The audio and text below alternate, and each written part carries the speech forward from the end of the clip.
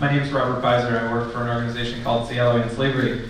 Our organization started in 2009 when a group of folks got together at a conference who cared about human trafficking and realized that they didn't know exactly how to address the problem locally. So this was folks from around King County, and what they did was they came alongside service providers who had been serving victims and survivors of trafficking. The survivors themselves, who honestly, I will tell you, are the smartest people about what you should be doing about trafficking. So when you get the opportunity to listen to those folks. Law enforcement officers who have done so many investigations and tried to address this problem from a law enforcement perspective, and prosecutors.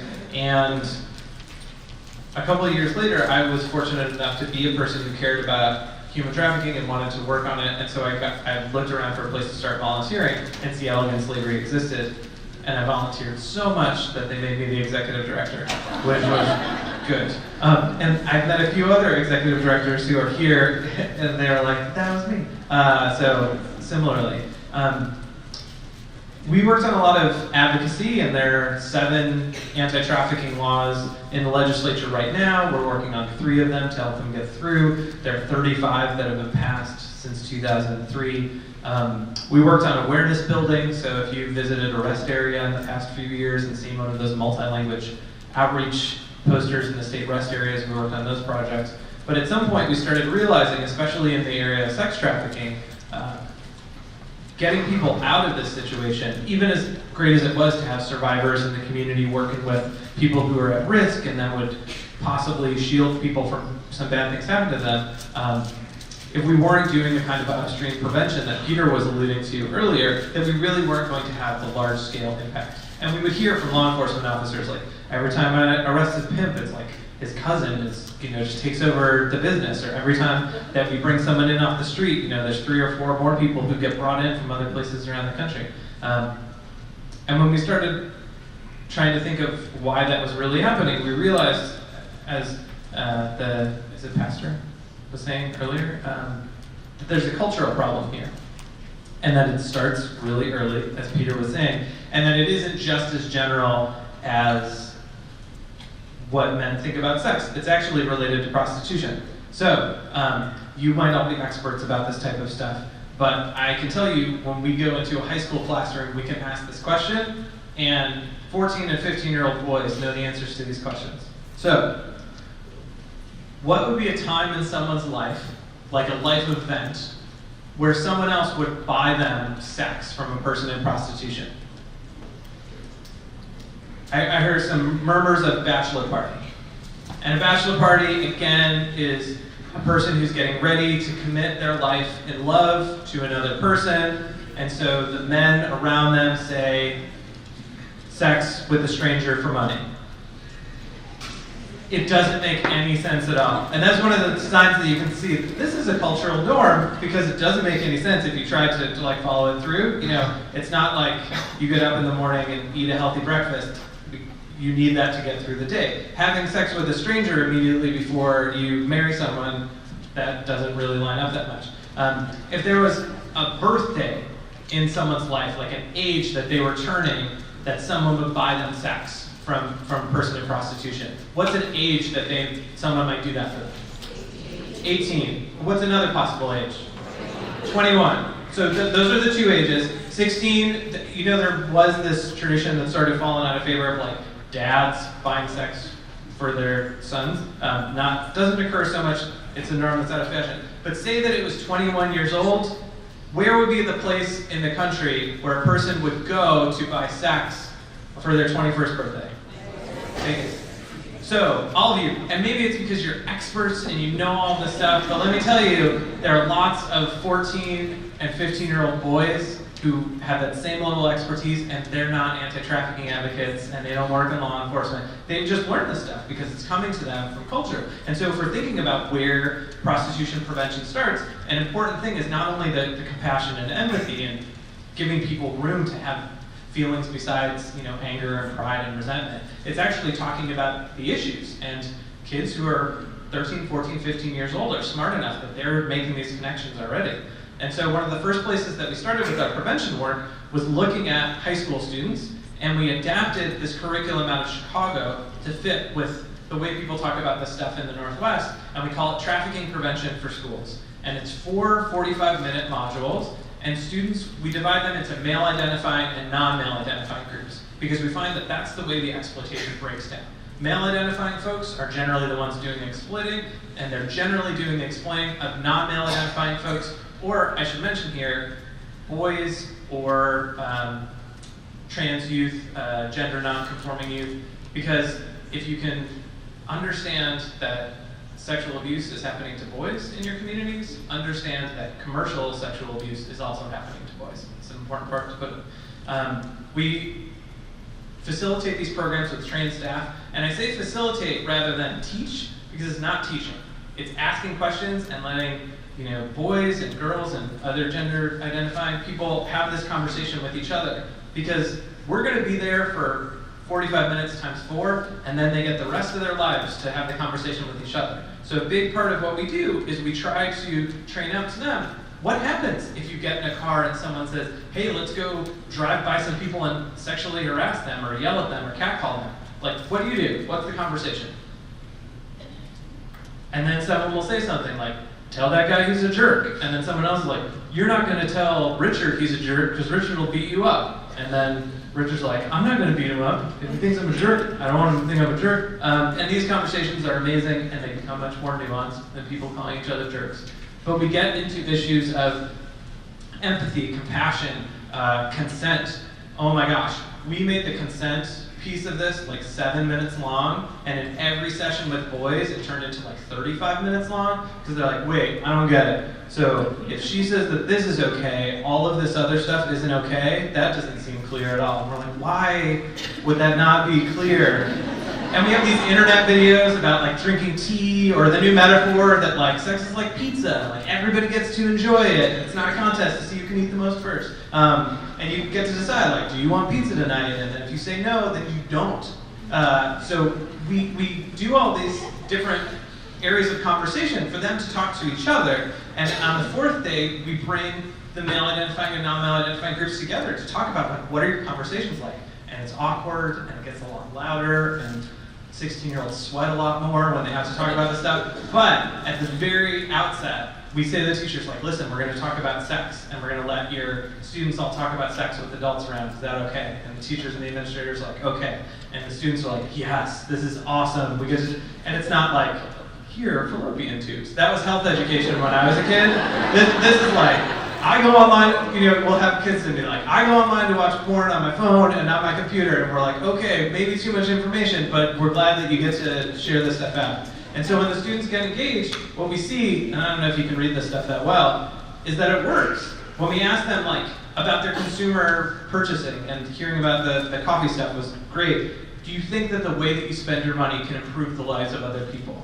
We see that students shift, yes, it's 16, 70%. When we ask them, does prostitution happen because people are willing to buy sex, or because people are willing to sell sex? We see this shift where people think prostitution happens because of the person in prostitution, versus prostitution happens because of all of the buyers who are out there, which is amazing and transformative, and it starts this process rolling. Because like I think it was Val was saying, 85% of guys will never buy sex in their lives, but that doesn't mean that 85% will say something if one of their friends says we're going to hire a person in prostitution for a bachelor party. But we can get that number, the 15% smaller, down to 10, down to 5%, especially if we start early with youth. And I'm excited that some of our partners, like the folks at Washington Engage, who have used some of this training and are putting it out in other areas outside of King County, are here, because we have a number of different groups that can take this other places. It's not something that we have to have just in King County. The students say stuff like, I liked how this program was discussion-based and was a safe space for people to share knowledge and experiences, or this program really encouraged me to look at myself and find the best way that I can make an impact. That is where we started with our, what in the structure we talked about earlier, primary, secondary, tertiary. Our secondary education was one of the ways that we would try to divert this when it was possibly going to happen before it would start. But this exploitation has gone online exactly the same way that buying stuff has gone online. Like 10 years ago, I would not ever have thought of ordering dog food and having it delivered to my house. And now I'm like, I have to go get dog food? I pay for Amazon Prime, I get free shipping. So, yeah, the rest of you are like paper towels. Anything. People buying sex from other people, the entitlement is so much there for the men who buy sex that they're like, why would I work for this? Why would I drive around and find a thing? Why would I search, far and wide to determine who was the best person, the hobbyists do that, when I can just go online and there's a whole list of all these people to buy. And when we saw that start emerging, and the law enforcement folks were some of the first people to start saying, and it was an interesting way that they were picking up on it, when we go to do prostitution busts on tracks, we're just seeing so many less people. And the service providers who, there's this process that they're doing outreach on tracks, we're saying similar things like, maybe it's not worth it to have all our volunteers out there anymore because we're seeing so many of these folks online. And our first response was to say to the service providers and the survivors, what's a thing that Seattle Against Slavery could do? And they're like, is there a way that we could do that type of outreach to let people know about services now that the prostitution and the trafficking is happening online? And so what we came up with was all of ads have phone numbers in them. And so this is a potential way to reach out to people. And SMS is texting, sending text messages. We developed this system to send text messages out to the ads on places like Backpage and Craigslist and some of their review boards. And the result has been, in the past 2 years or so, a little over 180 people have been having conversations with advocates via text message. And out of that, I think as of last week, 29 folks are getting direct in-person services from an advocate and are exiting the life.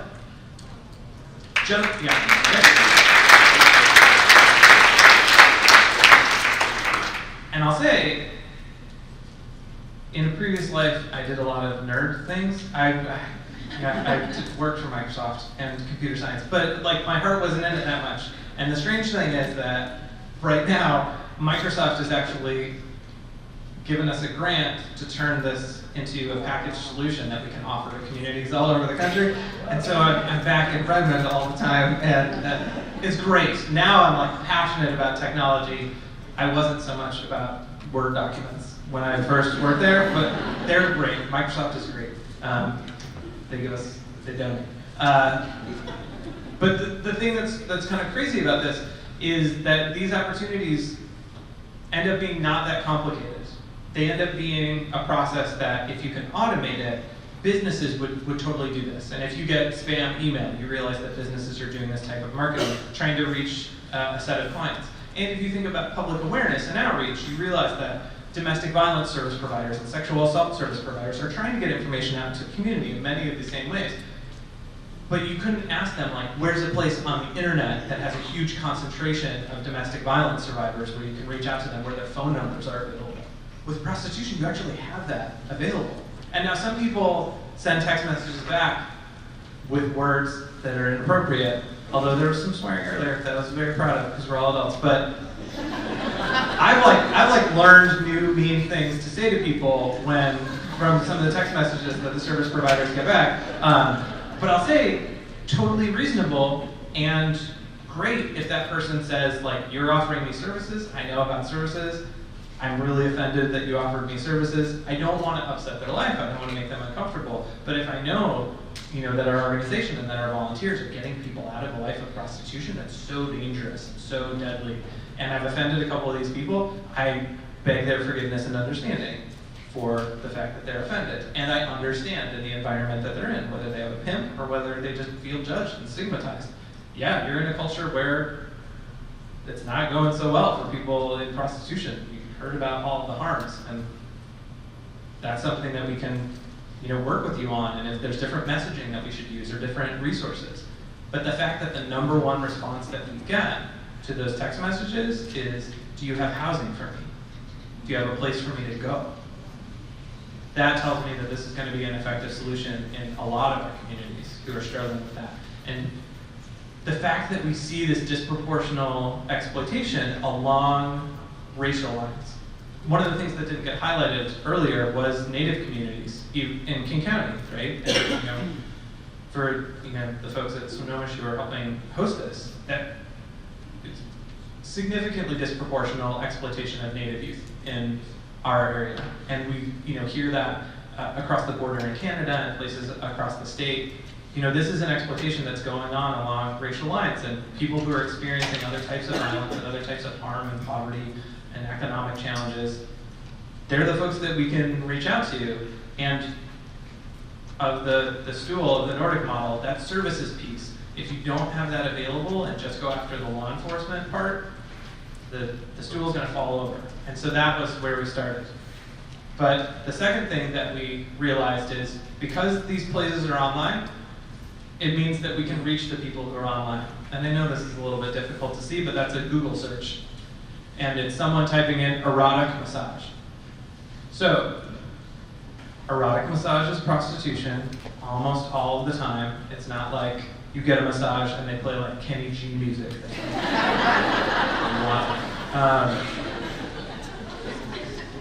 And when you do this search, Google is sort of this neutral party. They won't let people pay to advertise for things that they think are criminal acts, so they won't let you pay to advertise for prostitution or escort services, which they know are probably criminal, but they'll still give you the results that other people who have done that same search have said are the best things to search for. And here, they give it to you so well, they'll give you a map. Like, I just type this in Seattle, and they're like, here are all the places that pop up that are doing erotic massage. And from talking to other technology folks, we said, what's a way that we could reach the exploiters, the people who are buying this sex, so that we could possibly divert them? And at a scale that works like the text messaging, where we can send out thousands of text messages and reach hundreds of people. And what they said, well, I was talking with this one technology person, he said, do you know what the #1 search term is in Google in the United States? And I had no idea, and I was like, cat videos. And he's like, no, that's YouTube, and it is, it's still cat videos on YouTube. But he said, in Google searches, it's Facebook. Because people are too lazy to type in facebook.com, so they just type in Facebook, or they type in FA, and Google fills it in for them, and then they hit enter, and it's a Facebook search. And I'm like, so what are you saying? He's like, if you know the websites, just use those websites as your search keywords, because people are not typing in the full name of the website with the thing in there. They're typing it in a little bit, comes up in a Google thing, and they click on it. And so we started compiling a list of keywords that were related to the websites. And Google, in their large processing nerdiness, could tell me all the other things that if someone was searching for erotic massage, here are the other 50 related searches that people who like the return erotic massage are looking for. And we started running ads. We didn't know how many people would be searching for these search terms. We started running them in like mid-2014, so we're a little bit over 2 years now. And in King County, we've had 1.8 million searches for search terms related to buying sex. Now, some of them are like body massage. And maybe somebody's like, I want a full body massage, and they just type in body massage, and Google's like, they're probably clicking on an escort ad, but we'll like give them the benefit of that. So it's not 100% of the time. But for most of these, we know that these are related to the search traffic that goes to buy sex. And you can see up at the top, the thing that's above where it says Asian Harbor Massage, which is one of the ones where we know prostitution is happening, is an ad. And it says, buying sex is illegal, buyerbeware.net. And underneath that, hiring call girls and prostitutes means jail time, buyer beware. So this is an old one, we've sort of honed the messaging in a little bit more. The 3 main areas. Consequences, like this, that you could go to jail. Harm, talking about the harms that are happening to people in prostitution. And alternatives. And I can say that some people thought this might be the way that it would go, but not everybody. The alternatives page on the website that this goes to, which lets people know about therapeutic services or counseling that they can get as sex buyers who want to stop, is the most navigated to page. Maybe it's just because they're like, wait, I buy sex, what would an alternative to that be? Or maybe they'll be like, I don't want to hear about the harm because that'll bum me out. So I can say 1.8 million times, if someone was trying to buy sex and this ad came up, because we only know the number of times that the ad came up, it didn't enhance their sex buying experience. I'll put it that way. Like, they weren't like, I saw this ad about the possibility that I could get arrested, or that people in prostitution frequently experience beatings, rapes, and murder. Most people aren't like, I'm so glad I saw that ad while I was trying to buy sex. Beyond that, we've had dozens, I mean, Peter could tell you more, but maybe even hundreds of folks actually email about support services. Because like in this national survey that was done, 76% of people are like doing this thing that they don't want to do. And the thing that I normally compare it to for myself, and this might sound kind of weird, but I need a point of reference to understand this stuff. And for me, it's Taco Bell. And I know maybe someone works at Taco Bell or like owns their stocking are going to be like, Taco Bell's the healthiest food that it's fast food. I don't know if that's true. But for me, I know that when I eat Taco Bell, it makes me feel kind of sick and like a little bit ashamed afterwards, right? And like right now, I'm full, I'm in a normal state of mind. I'm like, I don't need Taco Bell in my life. I can live perfectly happily without Taco Bell.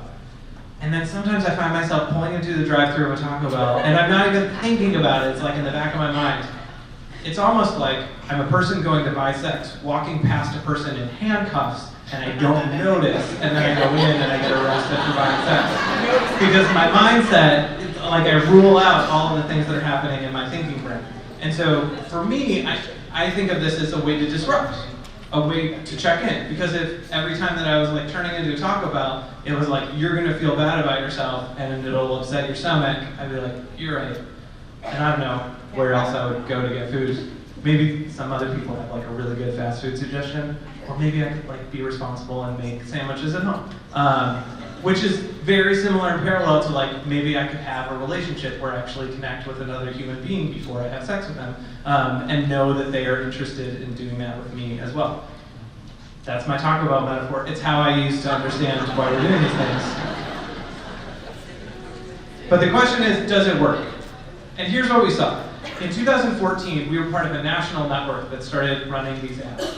And this arc upwards for how many times people are searching Backpage escorts across the country, that's that top one.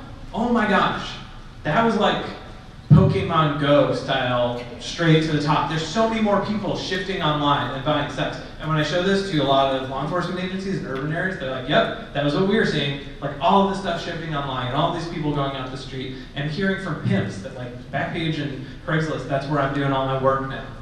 And in 2014, there started to be this shift nationally where people started talking about this issue from a demand reduction focus, and people started running these ads. And what we see is a decline of about 6% a year over these increases of like 20 or 30% a year. And for Washington State, you see that's the middle one, much steeper decline than the national average, and then the one below that is King County. In King County, we had a year-over-year decline of 47%.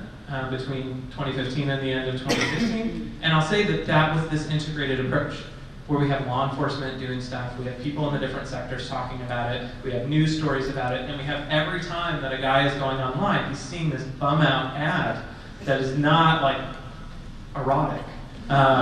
It's not Kenny G. And so, you know, for us, in thinking about how we serve the needs of the survivors that we work with, because they're integral in creating these ads and getting the messaging out as well and telling us this is going to work with buyers and this isn't.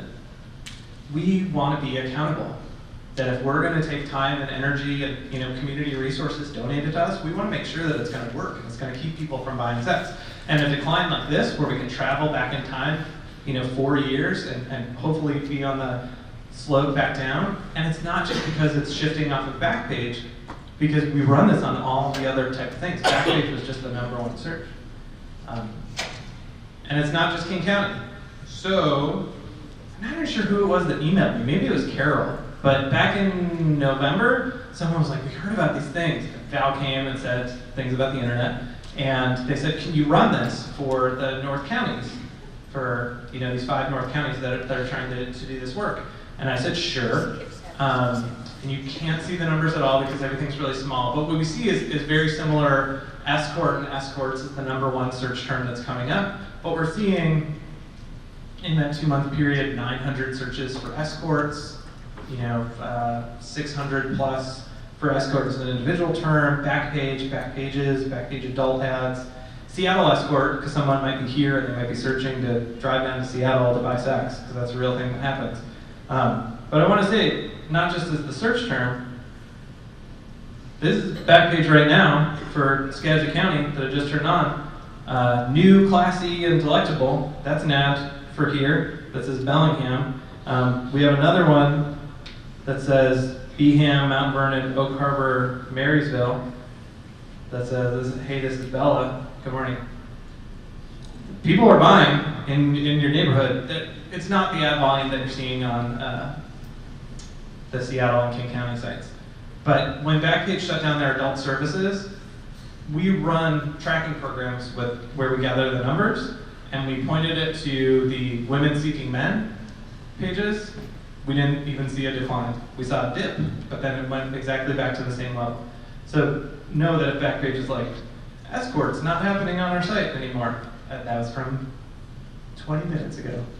So it's happening in the communities. And if you do searches based on your particular city, it might be there on that day or it might not. It might be people advertising from a different city and you're buying it. But for sure, we can see here, people are searching for it. People are searching for it in the counties that you're looking for. This also offers an opportunity for law enforcement to do these things, because if the ads are up, and there are some particulars for the creative ways that you can do things with all the men who might go and respond to these ads, you can reach them. And you can make money off of reaching them. I was telling a story at my table about one of the detectives who's working on demand reduction, who was very resource constrained in his town in Arizona. So he would do the text message conversation, post the ad, they would get the phone number from the ad, they would start text messaging, he would text back and forth, they would offer and accept for this amount. And I'm not sure if he was doing just for minors or adult, like he would say that he was 15 or not. But then he would do this thing that, because we work with high school students, they call it ghosting, where you just stop replying, which makes people like want you to reply so much more. But so they would keep messaging for a while and like make different offers and promise things and whatever, and he would just ignore them. And then like a week later, his police department would call that phone number and say, your phone number has come up as part of an ongoing investigation, and we'd like you to come into the police department so we can ask you some questions. And the people, as they expressed when they came in, would think, did someone die, or was the person who I was texting involved in like a drug arrest or a robbery arrest or something like that? And they would come in and they'd be like, listen, I was just texting with someone, I had nothing to do with whatever the crime was that was committed. And the detective would be like, can I see your phone? We can just verify that. And they would take the phone. All of this was evidence of a crime that they had committed, and the police department didn't even have to send officers out in the community. People would just come in to get arrested for attempting to buy sex. So if you are perhaps resource constrained, there is a bit of the like posting online and getting the phone number and having the burner phone. But no, there are creative solutions to have people come in and get arrested for a crime that they're committing. So there are things that involve technology that I think are an important part to point out that can make this a little bit more effective. And since we were talking about creating awareness and education, the internet is great for a thing called memes. These are things that get inside your head and you can't forget them. And there's a cat wearing a tie up there, so maybe you will never forget that in your life. His name is Business Cat. I did not name him that. That's his like internet fame name. But when we started talking about how to reach young men, maybe the guys who are of the age that could become first-time sex buyers, but maybe hadn't bought sex yet, and we started talking to young people about how you reach people in the age of the internet. If none of you have been on Facebook or Twitter or seen a meme, which is usually a picture with text over it before, maybe you're like, I don't understand this. But almost everyone has, where they've seen a thing with like some famous person, and it's like a nice guy or a mean guy or a cat, and puns are really big in memes. So this one, you think buying sex is cool? You gotta be kidding me. And then you say it, and I said it in the van ride up here, and people laugh still. And this is 2 years old. And then we sent people to social media pages, Seattle Don't Buy Sex. Within about 2.5 months, for $500, we reached 54,000 men in King County, aged 18 to 24, with these memes. So Facebook will tell you, because they want to sell you marketing, how many people are reaching. That's half. That's legitimately half of the men of that age in our community saw this picture. And so in smaller markets, it's even cheaper to do this stuff online. And so this was our first effort. We just wanted to see if we could do it. And some people were really bothered. They're like, this isn't funny. And I'm like, 21-year-old guy, I can't bum him out into changing his behavior. I might be able to be like, business cat. It's pretty funny, right? Or like Dwight Schrute, and they're like, yeah, if Dwight Schrute says it, these are authority figures in their life. They're like, if a police officer tells me something, I'll listen to him, but if Dwight Schrute tells me something, I'll believe him. And this is the thing that we find, that we're like, we have prosecutors and survivors out there, and they're like, okay, but the internet doesn't agree with you. And we're like, okay, we'll make the internet agree with you as well. So that was one of our first efforts, and we've been honing that in. And these are all things that we can make available in all of your communities for relatively low cost, because they can reach so many people for really cheap. But as all these busts were going on around the country, the other thing that we realized was we were generating all this data of all the phone numbers of the people who are texting in. Like Val said, they're going to prosecute 200, 300 cases a year. But we are getting thousands of phone numbers. And if Facebook has ever said to you, give us your phone number so that in case you get locked out of your account, we can let you back in. I love Facebook. They support the stuff we do. There is a second and much more important reason that they want that information, and that is your phone number gives them a unique identifier that they can use to market to you, that is connected to your cable account and all of your utilities and your credit report, so that everything that's on your credit report is linked into your phone number that you had. And so they know a ton about you. So if I say to them, I want to sell someone purple shoes, they will say, we know the phone numbers of all the people who are going to buy your purple shoes, and we can make sure that your ads are really effective. And if I say to them, I have 6,000 phone numbers of guys who might have been doing an activity that you don't need to know about Facebook, they can tell me, here's the 50,000 guys in your city who are the most like the 6,000 phone numbers that you have. And so we created some messages for them.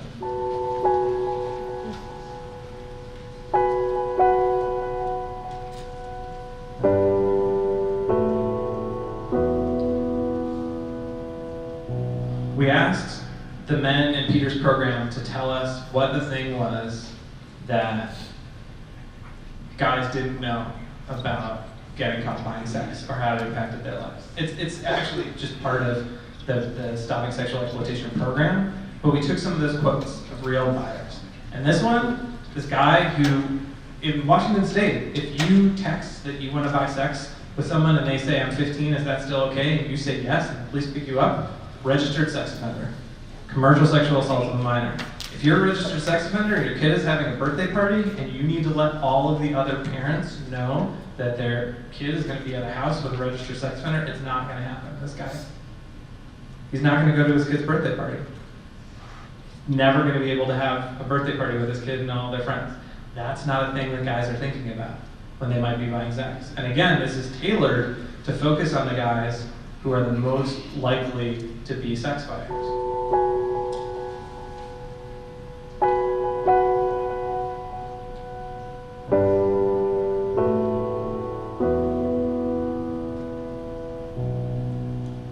This buyer said that when he had to tell his 19-year-old daughter what he got arrested for, she went in the bathroom and threw up. Whether he was arrested or not, and people can make arguments about like, these guys should never be arrested in the first place, and legalization, and I think we've debunked that that would be a good solution. That's what his daughter thinks of him, not because it's a crime, but because she knows what that means for her as a young woman and for him as an older man buying sex from someone. And you can see that it's all linked to getting that support. That alternatives page that lets people know that they can opt in before they ever get arrested to Peter's program, that's where these ads go to. And here's the last one.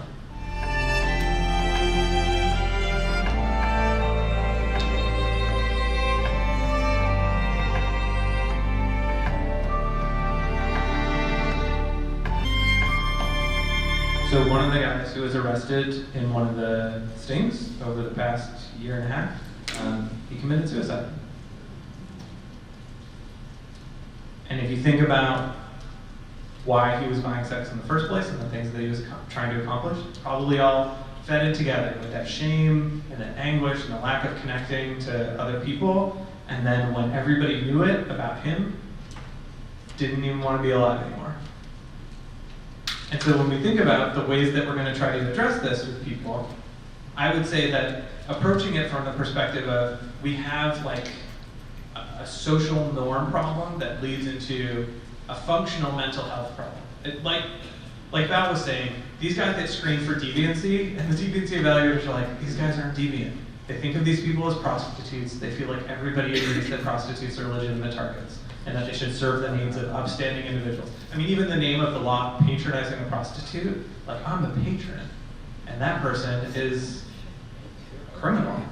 A criminal at best, but like a person that you look down on, a receptacle for your shame at worst. And so understanding the messages that are going to lead these people to get help, and the social norm effect of getting these messages out, because now we were able to reach roughly 150,000 men with the things that we run on Facebook, and we do this broadly.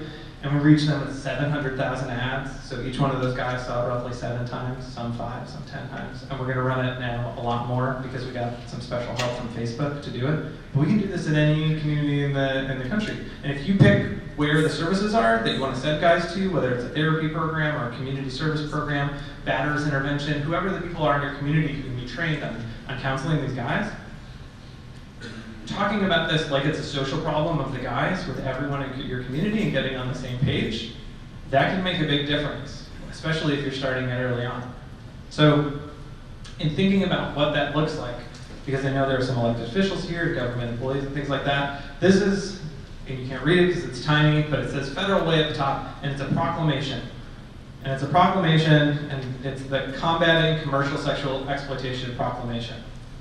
I'll say to you as a very practical step, if you can't get the city council and mayor in your town to agree that you should combat commercial sexual exploitation, you're going to have a hard time with all of the rest of this. If elected officials who are supposed to care about all the things that people are going to vote for and all the things that the interest groups in their town won't give you the time of day and won't do a simple thing to just say, like, this is really bad. When people are sexually exploited, that's bad, because that's all that this is. If you can't get them to say this type of language, you're going to be hard-pressed for the police departments in your town to really move forward and focus on this. Because if you've got a group of people who are calling and saying, we want you to work on break-ins, and we want you to work on the drug problem, and we want you to work on homelessness, and trespassing and loitering and all the other stuff, and you're like, but I have my special interest and nobody's calling the police about that, but I really think they should work on it. If you have the mayor and all the city council people in your town saying, like, this is a priority, asking for your law enforcement agencies and your prosecutors to report back to them, it helps a lot, because we have police officers, it sort of gets kicked around. We have police officers who say, prosecutors aren't prosecuting these cases. I arrest these guys, they kick it out. We have prosecutors who say, I'd love to do these cases, but law enforcement isn't bringing it to me. And then we have law enforcement and prosecutors saying, like, we would love to focus on this, but our bosses are the elected officials, and they're saying something else is a different priority, and we're getting heat from them. If you can get all of those folks on the same page with a simple proclamation like this, and I'll say in Federal Way, we had the chief of police come and speak at this event, and there was a picture that was taken. It was the chief of police and all the elected officials, and that makes people feel good about it. And then when we called them a year later, and we told them what their actual numbers were, they were like, okay, we have some room for improvement. But from the time that this proclamation was signed until now, the city of Federal Way hasn't charged a single youth with prostitution. I don't think that that is a coincidence. They've arrested more men in the past 2 years than they had in the previous 10 years for buying sex. I don't think that that's a coincidence. And we have these from 9 cities around King County. And we just check in with them, and we tell them stuff. And as I was mentioning earlier, we tell them things like, hey, police chief or deputy chief, in the case of the meeting I was recently having, have you been collecting your fines from all of these arrests? And he was like, which fines are those?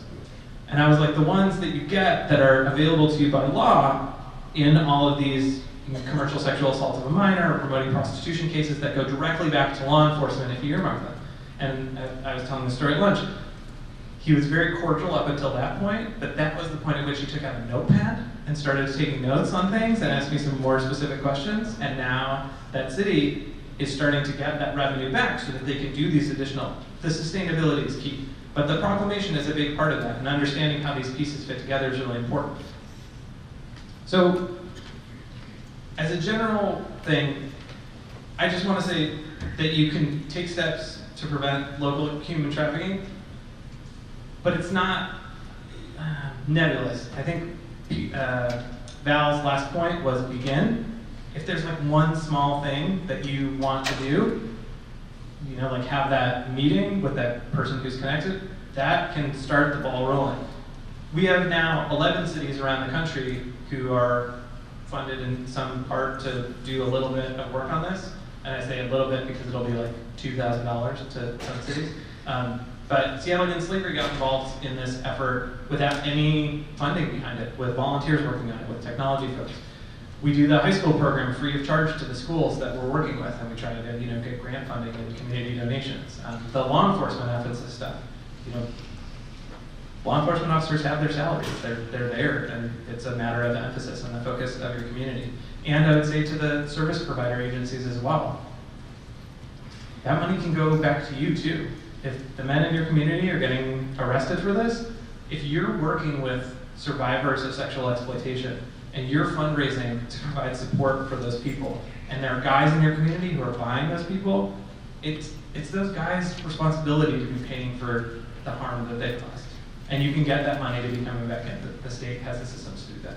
So if you want to get in touch with me, you can do it through Facebook or Twitter or Instagram. If you really wanted to send Instagram things to me, because we do social media. If you wanted to get in touch with me via email, Seattle Against Slavery exists, again, to take it full circle, to give people who want to do anti-trafficking work an opportunity to connect with the other folks. So whether you're in Skagit or Whatcom or Pierce County or anywhere in Washington State, or you're in other places in the country, we want to be able to help because we see this as an integrated movement working together. And when I see a room like this, of all of these people together working on this and talking about the Nordic model with the services, with the culture change, with the law enforcement shift in emphasis, I really see a tremendous opportunity to end something that people haven't even been working on trying to end in this way before. So thank you for being here, and I'm really excited that up next, Mar is going to talk about how businesses have played a key role in addressing several different issues of gender-based violence and can play a critical role in addressing trafficking in your communities.